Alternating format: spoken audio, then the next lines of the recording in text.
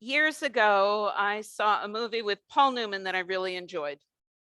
When I read a review of the movie later, the reviewer commented that not only did Newman make his acting look effortless, but also that he did something even more important for the film.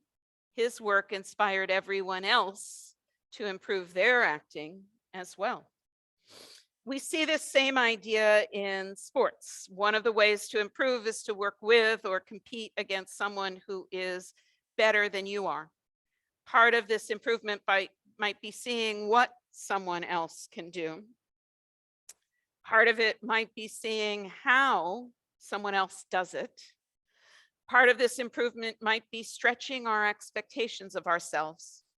Sometimes we can do this on our own.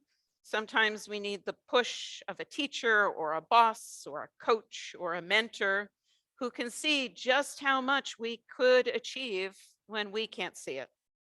This week's Torah portion, Parashat Yitro, is about living up to higher expectations. God clearly has higher expectations for the children of Israel. Despite their complaining since being freed from Egypt, manna for dinner again? It would have been better if we never left Egypt.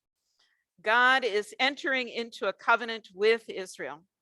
Before the giving of the 10 Commandments, before the covenant of Sinai, God calls Moses up the mountain and says to him, "Thus you shall say to the house of Jacob and declare to the children of Israel, you have seen what I did to the Egyptians, how I bore you on eagle's wings and brought you to me.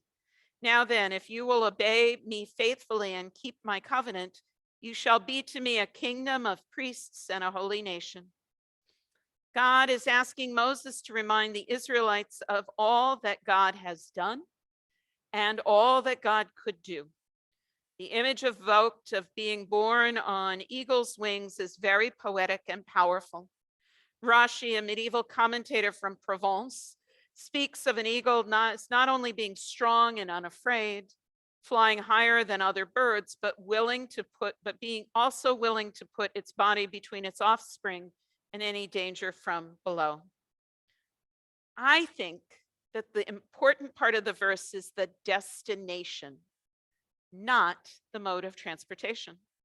God says, I bore you on eagle's wings and brought you to me. The image is one of being lifted up to God, being brought up to a level where we might actually enter into a covenant with God, as it were. God does not actually have eagle's wings, just as God does not have a mighty hand or a strong arm to bring us out of Egypt. God's power has redeemed us from Egypt, and God's expectations for us are that we will live up to the covenant that we receive at Sinai. When we do live up to these higher expectations, God promises us that we will be to God a kingdom of priests and a holy nation. You can't get much higher than that.